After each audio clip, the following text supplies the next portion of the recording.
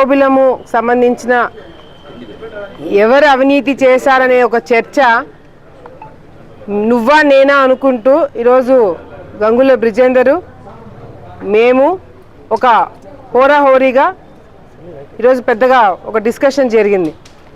ఈరోజు ఇవన్నీ జరగడానికి ముఖ్య కారణము నేను కొన్ని రోజుల క్రితము ఒక 2 రోజుల క్రితం పెట్టిన ప్రెస్ మీట్.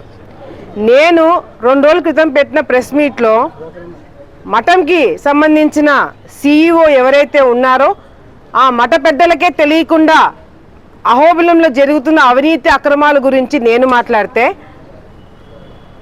దాంట్లోకి దూరింది వైసీపీ నాయకులు, ఆ చర్చలోకి దూరింది వైసీపీ నాయకులు. నేను CEO గురించి మాట్లాడినాను, పార్థసారథి చేస్తున్న అవినీతి నేను బయట పెట్టడానికి నేను అహోబిలం పీఠాధిపతిని ఆయన రిక్వెస్ట్ చేసుకుంటూ నేను ఆయన గురించి లేదా CEO గురించి నేను మాట్లాడుతుంటే వైఎస్ఆర్సీపీ నాయకులు మధ్యలో ఎందుకు దూరినారు, మీకేం సంబంధము అని నేను ఈరోజు ప్రెస్ మీట్ పెట్టి మాట్లాడితే నీ అవినీతి కార్యక్రమాలు నువ్వు దేవుడు సొమ్ము నువ్వు తిన్నావని చెప్పి నన్ను నా కుటుంబ సభ్యుల మీద నువ్వు అభాండాలు వేసి సాక్షిలో భూమా వారసులని చెప్పి అడ్డదిడ్డంగా నువ్వు మాట్లాడితే మేము నోరు మూసుకొని కూర్చుంటాం అనుకుంటున్నారా? మీరు ఏం అవినీతి చేస్తాం మేమని నిరూపించమని చెప్తుంటే పిచ్చి కూతలు కూస్తున్నారు.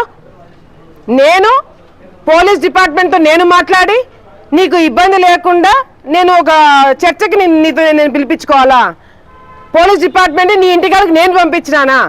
నేను సవాల్ వదిలిన వెంటనే నీ పొజిషన్లో నేను ఉంటే ఏం చేసేదని తెలుసా? నేను సవాల్ వదిలిన వెంటనే ఎవరికి తెలియకుండా అహోబిలంలో కూర్చునేదాన్ని. నువ్వేం చేసినావు? మొత్తం దేశమంతా తెలిసేటట్టు అందరు ఇంటికాడికి రండి, ఇళ్ళ కాడికి రండి అని చెప్పి జనాలు నువ్వు పిలిపించుకున్నావు. అందుకు పోలీసులు నిన్ను అడ్డుకున్నారు. నువ్వు చర్చే కావాలని అనుకో అంటే అహోబిలంకి నువ్వు ఒక్కడే వచ్చేవాడివి. కానీ నువ్వు ఒక పెద్ద సీన్ క్రియేట్ చేసి నువ్వు ఇంట్లో నుంచి బయట అడుగు పెట్టడానికి నువ్వు భయపడ్డావు కాబట్టే నువ్వు జనాలను పిలిపించుకొని నువ్వు ఈరోజు ఇళ్లలో కూర్చొని నువ్వు నాటకాలు ఆడుతున్నావు.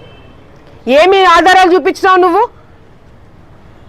ఈ CEO పార్థసారథి తమిళనాడు వాళ్ళకి జుట్టు తలనీలాలు తీసుకుపోతుంటే జగద్విఖ్యాత రెడ్డి ఆపినాడు. అసలు అతను జుట్టు బయటికి పంపించడానికి వీలే లేదని చెప్పి టెండర్లు క్యాన్సిల్ అయిన లెటర్ నేను చూపిస్తుంటే నువ్వు ఏందో మాట్లాడుతున్నావు. ఏం ఆధారాలు చూపించావు? నువ్వు మొన్న ప్రెస్ మీట్ పెట్టి లెక్కలు చదివినావు ఎవడంతా కట్టాలి అని. దానికి నాకేం సంబంధం ఉంటుంది? నేను నిరూపిస్తా. నన్ను ప్రజలు ప్రశ్నించలేదే, నువ్వు ప్రశ్నించినావు. అందుకు నీకు ఆధారాలు చూపిస్తా, నువ్వు రా అని చెప్తున్నా. నేను నిన్ను చంద్రబాబు నాయుడు గారికి నేను తీసుకుపోవాలంట. చంద్రబాబు నాయుడు గారు రేపు పొద్దున పెట్టే ప్రోగ్రాము స్టేజ్ మీదకి డిస్కషన్ చేస్తాడంట. నువ్వు పెద్ద హీరో అనుకుంటున్నావా? నువ్వు పెద్ద నాయకుడు అనుకుంటున్నావా? నువ్వు వస్తున్నావు అంటే రెడ్ కార్పెట్ వేసి సీఎం దగ్గర నీతో పంచాయతీ పెట్టించడానికి ఈరోజు అయిపోయిందని అనుకుంటున్నావేమో. రేపు పొద్దున చంద్రబాబు నాయుడు గారి ప్రోగ్రాం అయిపోయిన తర్వాత ఈ చర్చ మళ్ళీ జరుగుతుంది. నువ్వు రావాలనుకుంటే ఎస్పీ గారికి రా, నీకు ప్రొటెక్షన్ ఇప్పిస్తా. నువ్వు భయపడుతున్నావా అంటే ఎస్పీ ఆఫీస్ కాడికి రా, ఆడే చర్చ చేద్దాము. నీకు పోలీసులతో ఏం మాట్లాడే నీకు ఇబ్బంది లేకుండా నేను చేయాలంటే సిగ్గులేదు మీకు ఆ మాటలు మాట్లాడడానికి? ప్రతిపక్షంలో పెద్ద నాయకుడు మీరు, వాడు పక్కన మళ్ళీ సంకలు వేసుకొని తిరుగుతున్నాను వాళ్ళని. ఎవడైతే నిన్ను మీ నాన్నని బూతులు తిట్టాడో వాళ్ళని సంకలు వేసుకొని తిరుగుతున్నావు. మళ్ళీ మీకు పెద్ద పెద్ద మీసాలు, గంభీరమైన నడకలు. మీరు నాకు నీతులు చెప్తారు, నాకు రాజకీయాలు నడిపిస్తారు. ఆలగడ్డలు అన్నింటికీ సిద్ధమంట. రమ్మను, ఇద్దరిని రమ్మను. నువ్వు ఒక్కడివిరా. ఎందుకు పెద్ద రాజకీయాలు ఇది ఈ సందర్భం రాకూడదని చెప్పే గత కొన్ని నెలల నుంచి డిపార్ట్మెంట్కి నేను మొత్తుకొని చెప్తున్నా. ఇదే అహోబిలం వల్ల మేమందరం రోడ్డు మీద పడి కొట్లాడుకోవాల్సి వస్తుంది. ఆ పరిస్థితి తీసుకురావద్దని నేను ప్రెస్ వాళ్ళ మీద అడుగుతున్నా. మీకు చెప్పలేదా? నేను ఎన్ని రోజుల నుంచి నేను మాట్లాడుతున్నాను దీని గురించి. ఎవరైనా పట్టించుకున్నాడా? ఏ నాయకుడైనా దిగొచ్చి మా పంచాయతీ చేసినాడా? ఎవరు చేయలేదు. ఈరోజు రోడ్డు మీదకి వచ్చినాం. అయినా నేను ఎక్కడో CEO అతని మీద కేసులు ఉన్నాయి, అతను అవినీతి చేశాడు, అతని ఇబ్బంది పెట్టాలని చెప్పి నేను ఆధారాలను తీసి నేను అతని గురించి మాట్లాడుతుంటే నీకేమొచ్చింది? నువ్వెందుకు మధ్యలో దూరినావు అంటున్నా నేను.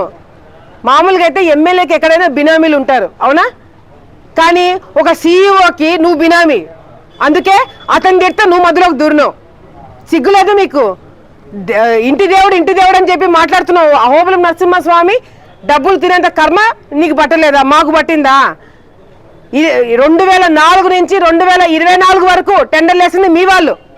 డబ్బు తినింది నువ్వు, నీ కుటుంబము, నీ ఇంట్లో ఆడవాళ్ళతో సహా డబ్బు తిన్నారు. ఏం చేస్తున్నావు నువ్వు గతంలో ఎమ్మెల్యేగా ఉండి? ఏం చేసినావు నువ్వు? ఈరోజు మా గురించి నువ్వు మాట్లాడుతున్నావా?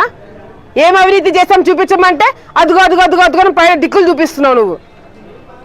ఈరోజు ఇది ఇక్కడతో అయిపోలేదు. నువ్వు దీని గురించి నేను అవినీతి చేశానని చెప్పి నువ్వు నిరూపించేంత వరకు నీ ఎంట పడతాము. అన్నిటికీ సిద్ధం అంటున్నారు కదా, సిద్ధంగా ఉండు. ఏదో ఒక రోజు నీ మీద తప్పకుండా మేము వచ్చి పడతాము. నువ్వు దీనికి సమాధానం చెప్పకుండా అహోబిలం నరసింహస్వామి డబ్బు తిన్నామనే ఆరోపణ నా మీద చేసినావు. ఒక మహిళ పైన దేవుడు సొమ్ము తిన్నానని చెప్పి నా మీద ఆరోపణ చేసినందుకు నువ్వు తప్పకుండా క్షమాపణ చెప్పాలా, లేదంటే నిరూపించాలా.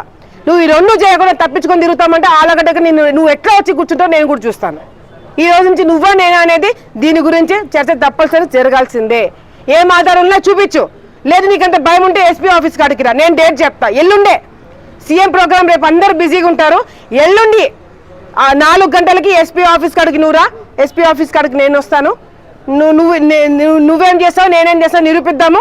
ఎవరు తప్పైతే వాళ్ళు క్షమాపణ చెప్తారు. దానికి సిద్ధంగా ఇప్పుడు నువ్వు ఎక్కడో ఎందుకు ఎస్పీ ఆఫీస్ కాడికి రా 4 గంటలకి, నేను వచ్చి కూర్చుంటా. దానికి దమ్ముంటా నువ్వు రా. నువ్వు నిరూపించకపోతే ఎస్పీ ఆఫీస్ నుంచి నువ్వు బయటకు కూడా కదలకుండా నేను చేస్తా. దీనికి ఛాలెంజ్గా, దీనికి నువ్వు సిద్ధంగా